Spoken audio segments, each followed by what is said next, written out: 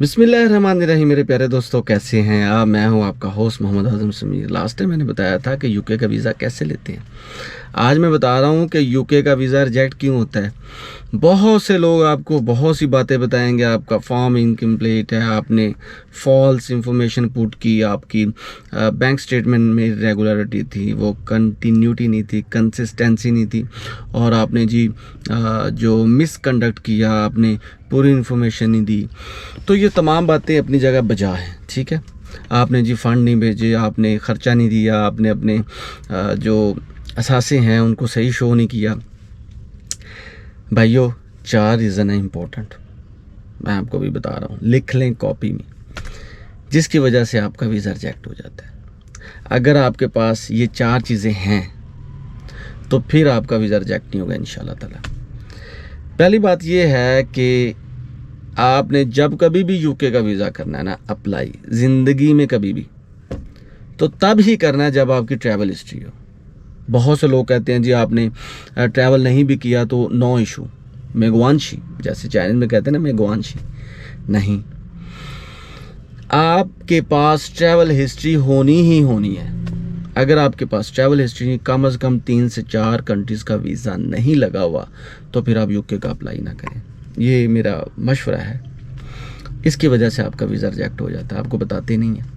लेकिन अगर इस रीज़न से आपका वीज़ा रिजेक्ट हो तो आप री अप्लाई कर सकते हैं। दोबारा आप अपने आप को एप्लीकेबल समझें, वो कोई मसला नहीं, 1-2 कंट्री चले जाएं, आपको दोबारा वीज़ा मिल जाएगा।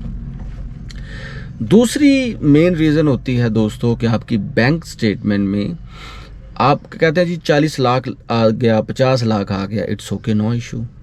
लेकिन आपकी कंजप्शन कम हो, आपकी फंडिंग आती ज़्यादा हो। ये ना हो जनाब, आपने अप्लाई करने से पहले अचानक 20 लाख रुपया कहीं से लेके उसमें डलवा लिया और फिर अचानक उसको निकाल दिया।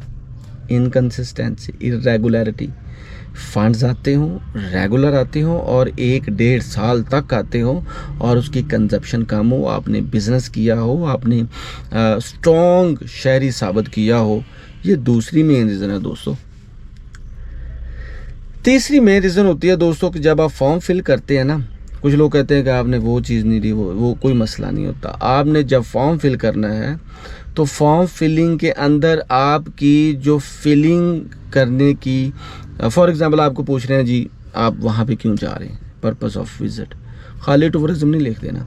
आपने बताना है कि भाई मैं पुरानी चीज़ें देखने का शायक हूँ, मैं ट्रैवलर हूँ, मैं हेरिटेज को देखता हूँ, मैं कल्चर को देखने का शायक हूँ, मुझे यूके का फ़लाँ जो स्टेट है वो बहुत अच्छी लगती है, वहाँ पे मेरा ड्रीम है कि मैं वहाँ पे जाऊँ और वहाँ के जो कल्चर को एंजॉय करूँ, वहाँ के एटमॉस्फेयर को एंजॉय करूँ।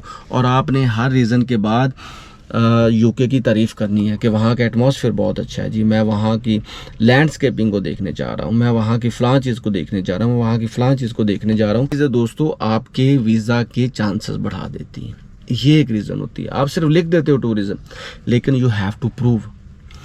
चौथी जो रीज़न होती है ना दोस्तों, वो ये होती है कि आपने जब अपने डॉक्यूमेंटेशन वहाँ पे लेके जाते हैं ना, तो आप किसी वजह से रह जाते हो। फॉर एग्जांपल आपका पुलिस करेक्टर सर्टिफिकेट नहीं है, आपका क्लियरेंस लेटर ठीक नहीं है, और इसके अलावा आपने वो ये शो करते हैं कि भाई इसको इंटरनेशनल एक्सपोजर नहीं है, इसको इंग्लिश सही नहीं आ रही, ठीक है, या ये अभी बातें करते वक्त थोड़ा सा लड़खड़ा रहा है, इसके अंदर कॉन्फिडेंस नहीं है, ये वहाँ पे कैसे रहेगा।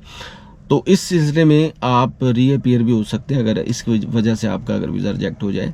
लेकिन आपकी इंग्लिश अच्छी होनी चाहिए, आपने ऑयल्स किया हो, ये कुछ प्रूव है, कुछ कोर्सेस किए हों, आपने किसी कंपनी के साथ काम किया हो, आपने किसी बिज़नेस सेक्टर में कुछ यूटिलाइज़ किया हो, आपने रिसर्च की हो। इस सिलसिले में ये मेरा टिप्स है कि आप अगर एकेडेमिया में है ना तो अपनी डिग्रीज़ को भी ज़रूर शो किया करें। फॉर एग्जांपल अगर आपने पीएचडी की है, अगर आपने एमफिल किया है और अगर आपने किसी बड़ी यूनिवर्सिटी से मास्टर्स किया है, रिसर्च की हुई है, तो ये चीज़ अपनी सबसे पहले रखें, इसको फोकस करवाएं और इस पे भी आपका वीज़ा रिजेक्ट नहीं होगा। ये दोस्तों मेरे नज़दीक 4 इंपॉर्टेंट चीज़ें, और बहुत सी छोटी मोटी रीज़न हो सकती हैं।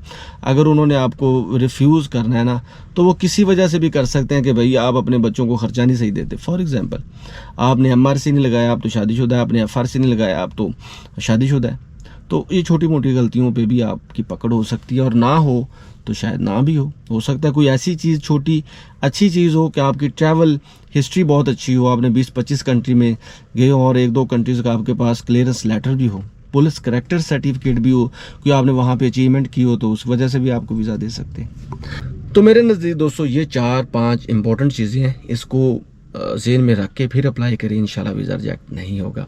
तो दोस्तों मैं कोई लॉयर नहीं हूँ, ना ही मैं कोई वीज़ा एजेंट हूँ, मेरा काम होता है आपको ट्रू गाइड करना और ये मेरा डिस्क्लेमर भी है। तो इसलिए आप मेरे चैनल को देखते रहा करें, इंशाल्लाह ताला आपको बहुत फ़ायदा होगा, बहुत फ़ायदा होगा और अगर आप ट्रैवलर हैं तो बहुत ही ज़्यादा फ़ायदा होगा। Thank you so much.